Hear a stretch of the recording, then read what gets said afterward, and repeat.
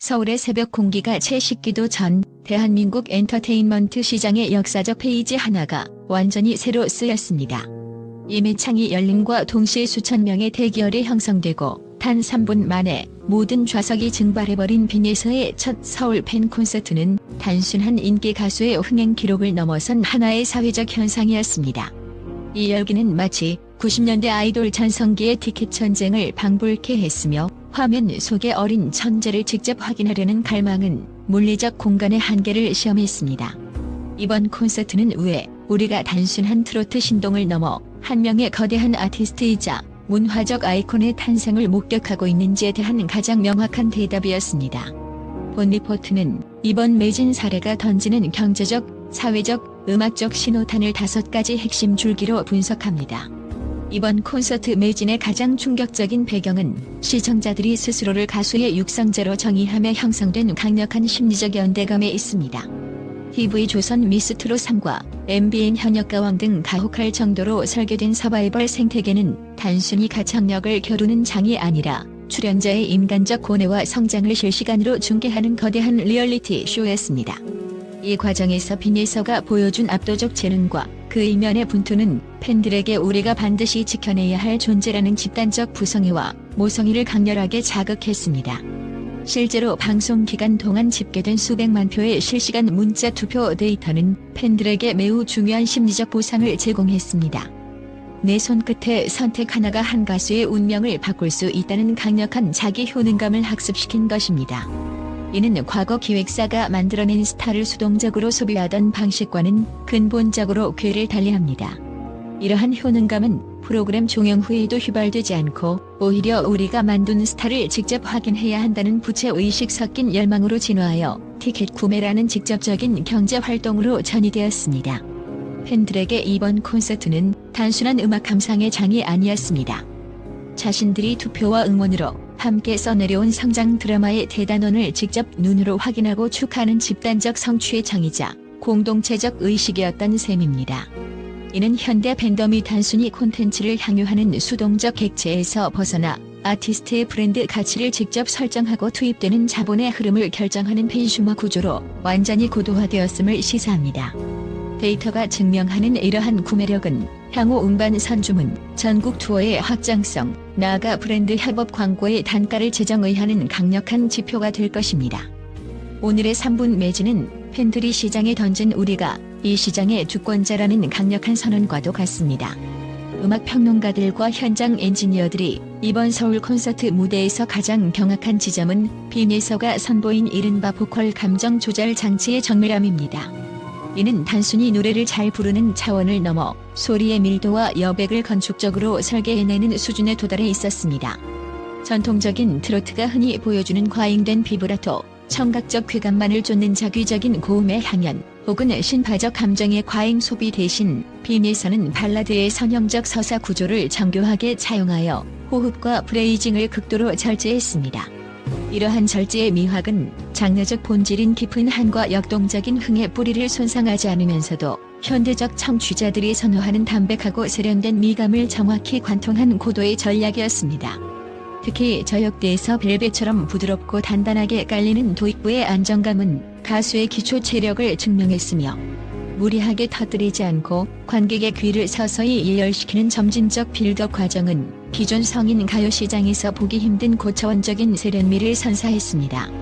콘서트의 하이라이트였던 결정적 순간들, 예컨대 1절은 마치 귓가에 속삭이듯 감정을 아주 얇게 펼쳐내다가 2절에서 밤키를 올리며 극적인 전환점을 맞이할 때조차 그녀는 소리를 억지로 밀어내거나 목에 과한 압력을 가하지 않았습니다. 대신 공명점을 정교하게 이동시키며 소리의 질감을 변화시키는 방식으로 관객의 심장을 물리적으로 쥐락펴락했습니다.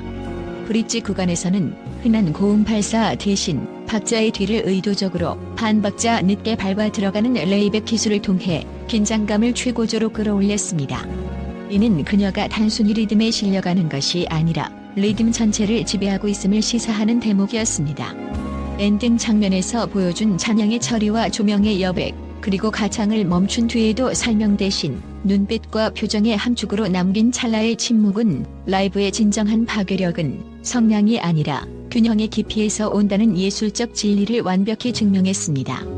이러한 보컬 아키텍처는 트로트의 향수를 간직한 기성세대에게는 가사의 의미를 곱씹게 하는 깊이 있는 해석력을 제공했고, 자극적인 전자음 사운드의 피로감을 느끼던 MZ세대에게는 힙한 담백함과 정서적 휴식을 선사했습니다. 결국 이번 콘서트는 세대 통합이라는 구호가 음악적 접점에서 발생하는 미학적 동의를 통해 어떻게 실체화된 장면으로 구현될 수 있는지를 보여준 기념비적 무대였습니다. 이번 콘서트장은 대한민국에서 가장 넓은 연령 스펙트럼이 모인 세대 화합의 장이었습니다. 예매 통계에 따르면 2030세대의 효도 예매 비율이 비정상적일 정도로 높게 나타났는데, 이는 단순한 대리 구매를 넘어 가족 간의 공통 관심사가 형성되었음을 의미합니다. 현장에는 부모의 손을 잡고 온 초등학생부터 손자녀의 도움을 받아 응원봉을 흔드는 할머니까지 그야말로 전 세대가 집결했습니다. 대한민국 사회가 급격한 1인 가구화와 세대 갈등으로 몸살을 앓고 있는 시점에 빈예서라는 콘텐츠는 가족을 다시 거실로 불러 모으는 기적을 행했습니다. 과거 엔터테인먼트 시장이 특정 연령층을 정교하게 타겟팅해 마케팅을 펼쳤다면, 빈예서 현상은 가족 공동체라는 가장 원초적이고 강력한 단위를 시장의 주역으로 불러들였습니다. 이는 경제적으로 볼 때 가공할 만한 파괴력을 지닙니다. 가족 단톡방에서 하루 종일 빈예서의 예매 성공 여부를 논하고 성공의 기쁨과 실패의 탄식을 공유하는 과정에서 빈예서라는 이름은 단순한 가수가 아닌 가족 간 소통의 매개체가 되었습니다. 이러한 정서적 결합은 구매력을 폭발적으로 증폭시키는 핵심 기제가 됩니다. 가족이 하나의 목표로 묶이는 순간 티켓 구매 결정은 빨라지고 고가의 티켓 가격에 대한 저항감은 현저히 낮아집니다. 예매 사이트의 트래픽 데이터 분석에 따르면 빈예서 예매 기간 동안 가족 단위 결제 건수는 일반 콘서트 대비 약 4배 이상 높게 나타났습니다. 이는 향후 빈예서가 가질 브랜드 가치를 특정 계층에 국한된 것이 아닌 전 국민적 인지도와 호감도를 갖춘 압도적 체급으로 격상시키는 계기가 되었습니다. 이제 시장은 단순한 팬덤의 크기가 아니라 감정의 밀도로 움직입니다. 빈예서의 티켓 파워는 단절되었던 대한민국 가족 공동체가 가진 결집된 감정의 총량을 대변하는 경제 지표입니다.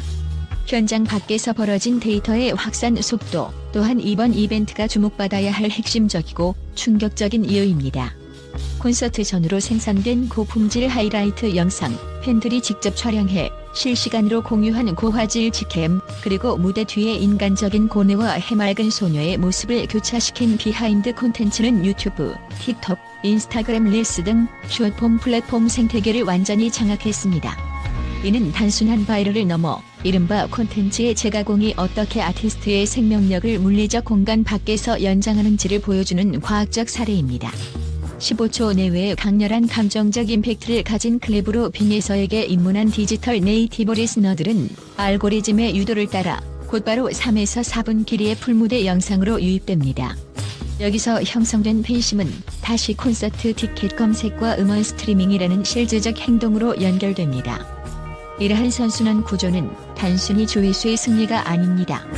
이는 시공간의 제약을 완전히 무너뜨린 24시간 지속되는 콘서트 환경을 디지털 공간에 구축한 것입니다. 즉, 콘서트는 서울에서 3시간 동안 열렸지만 그 파편들은 전 세계 타임라인 위에서 수억 번 재생되며 무한 루프를 형성하고 있습니다. 특히 주목할 점은 알고리즘이 진입 장벽을 낮추는 방식입니다. 빈예서 특유의 절제된 감성과 담백한 보컬 톤은 전통적 트로트의 거부감을 느끼던 젊은 층의 타임라인 위에서도 이질감 없이 안착했습니다. 세련된 영상 편집과 자막, 그리고 전통 장르의 힙한 재해석이라는 프레임은 MZ세대에게 트로트를 하나의 뉴트로 문화로 인식하게 만들었습니다.